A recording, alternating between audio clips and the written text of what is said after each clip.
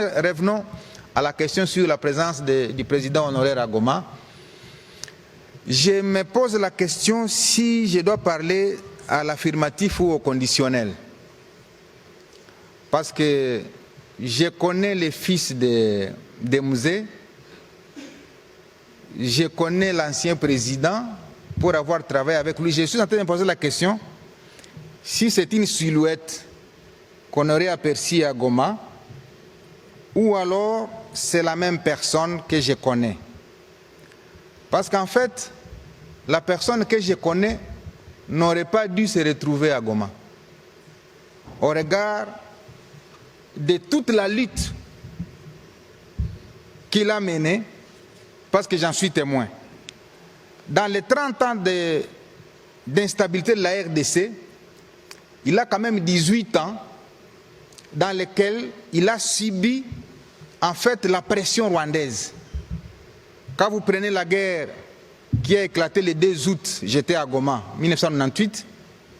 Quand vous prenez la guerre de Mutebussi en 2004, quand il a pris la ville de Bukavu, quand vous prenez la guerre du CNDP entre 2006 et 2007, là je suis gouverneur en 2007, et la manière dont nous avons affronté cette guerre-là, le 29 octobre 2008, Laurent Kunda voulait prendre la ville de Goma, et le président de la République de l'époque m'appelle à la résistance, pour qu'on résiste. Et je suis resté dans cette ville, et le général John Numbi a atterri le 30 octobre 2008 avec un avion, avec les militaires, pour que nous nous rassurions que nous contrôlions la situation. Et de là est venu l'appel aux négociations, piloté par les Nations Unies à travers Obasanjo et Benjamin Mkapa, qui était l'envoyé de l'Union africaine. Et nous sommes allés à Nairobi négocier et nous sommes revenus en 2009. Et en 2009, lorsque le président de l'époque, honoraire aujourd'hui, trouve qu'il n'y a pas de solution, il demande l'arrestation de Laurent Kunda contre l'entrée des éléments de l'armée rwandaise. Je ne sais pas si vous vous rappelez. Et c'est à cette époque-là que le président de l'Assemblée nationale va se prononcer pour dire qu'il n'était pas informé de l'entrée des forces rwandaises en République démocratique du Congo. Et j'avais dit ici, il en a payé les postes du président de l'Assemblée nationale. Et Laurent Kunda est arrêté, je crois le 21 janvier, et les forces rwandaises entrent à Goma le 25 janvier. Pendant un mois, elles ressortent le 25 février 2009. Et en mars de cette année, on signe un accord, le gouvernement, avec les M23 pour la paix. Et le M23 est venu de la revendication de la mise en œuvre, de la difficulté de la mise en œuvre de ces accords. C'est-à-dire M comme mars, 23 comme la date. Et tout ça, c'était sous le président devenu honoraire aujourd'hui. Et en 2013, d'abord 2012, la création du M23 dans le format actuel, c'était le 7 avril 2012, et l'opération Pomme Orange est lancée par le chef d'état-major général Etumba pour devoir mettre fin au M23. La brigade d'intervention rapide dirigée par le colonel Mamadou à l'époque se déploie à Goma. Le général Baouma arrive pour à la fois être le commandant de la région militaire et le commandant des opérations. Et je suis témoin de la manière dont nous avons conduit les opérations pour mettre fin au M23. Et j'arrive à Tchanzu, c'était le 6 novembre 2013, parce qu'on a mis fin au M23 le 5 novembre 2013. Et donc je vous fais ce tableau-là pour vous montrer comment je connais l'homme et la lutte qu'il a pu faire pour que nous en arrivions là. Maintenant, c'est la raison pour laquelle je me pose la question si c'est la silhouette de la personne ou c'est la personne elle-même. Alors, je réponds à ma question moi-même, parce que lorsque j'ai suivi quand même son discours, je suis arrivé à comprendre qu'il a lui-même annoncé que bientôt il sera à Goma. Donc, si vous me dites qu'il est à Goma, je risque de vous croire, hein, sans être très convaincu, parce qu'on regarde ce que je viens de vous dire. Je risque de vous croire qu'il est à Goma. Mais s'il est à Goma, peut-être c'est une manifestation de ce que le président de la République, Félix Tshisekedi, avait dit, qu'il y a une connivence avec les M23. Beaucoup de gens ne l'ont pas cru. Maintenant, s'il est à Goma, c'est qu'effectivement ça va donner cette connivence-là. Ce qui est contradictoire avec toute la lutte menée, que je vais d'expliquer, se retrouvait dans les mains des officiers qu'il a radiés des forces armées. Parce qu'il y a une ordonnance, si vous vous rappelez, qui a été prise ici à Kinshasa pour radier tous les Makenga de l'armée par le fait d'avoir pris les armes contre la République. Et je vois cet homme-là qui a radié tous ces gens et se retrouver maintenant être encadré par eux. Sécurisé. C'est quand même contradictoire. Voilà pourquoi j'ai peine à croire qu'il soit là. Mais comme vous affirmez, parce que vous êtes journaliste, peut-être que vous avez les informations, il est là.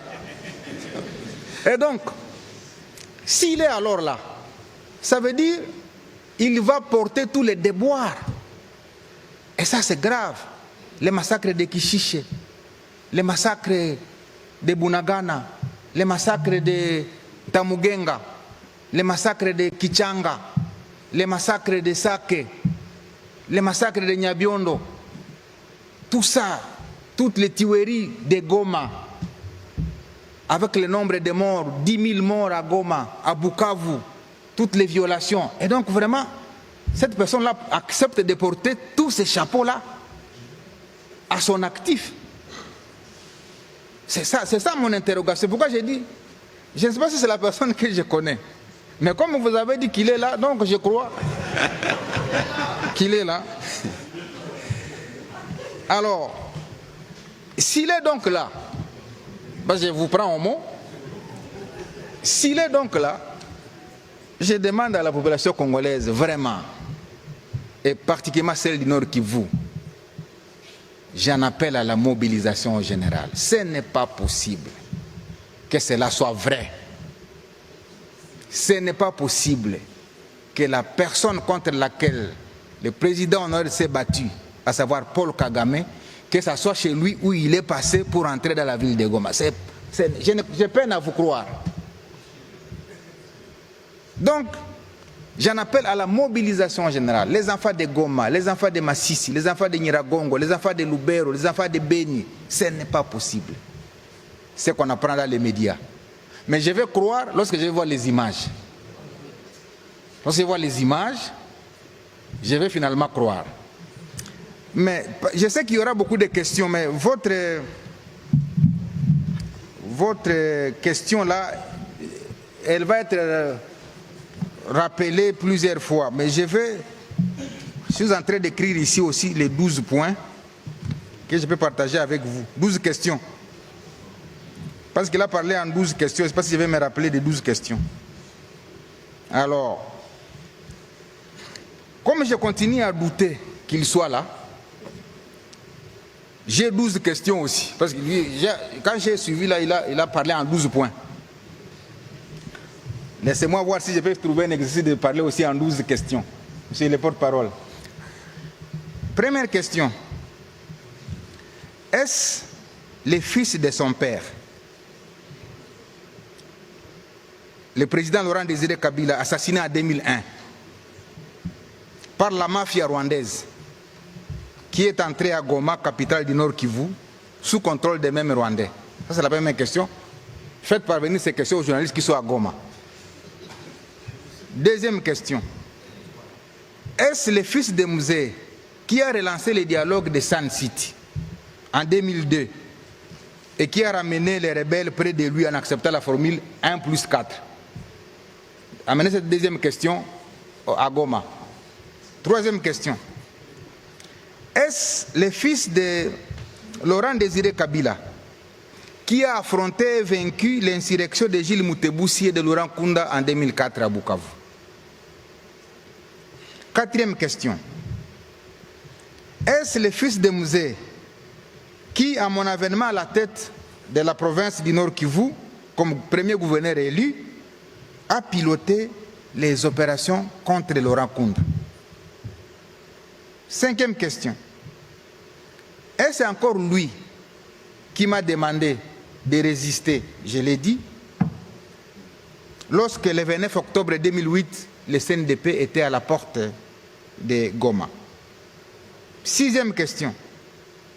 Est-ce le fils de Musée qui, en janvier 2009, a demandé l'arrestation de Laurent Kunda par l'armée rwandaise et accepté l'arrivée de cette même armée au Nord Kivu à travers l'opération Umoja-Wetu, je l'ai dit, du 25 janvier au 25 février 2009, et consécutivement, est-ce le fils de Mzee qui avait demandé au président de l'Assemblée nationale de l'époque de démissionner parce qu'il n'était pas informé de l'entrée des troupes rwandaises? 7e question. Est-ce le fils de Mzee qui avait demandé à son ministre de signer les accords de paix le 23 mars 2009, lesquels accords sont à l'origine de la création du mouvement M23? 8e question. Est-ce le fils de Mzee qui a ordonné au général Etumba de concevoir l'opération Pomme Orange qui a mis fin au M23 le 5 novembre 2013, d'où mon arrivée le 6 novembre 2013? 9e question. Est-ce le fils de Mzee qui a radié les officiers M23 de l'armée pour qu'ils se retrouvent aujourd'hui à leur côté pour sa sécurité? 10e question que vous allez amener à Goma. Est-ce le fils de Mzee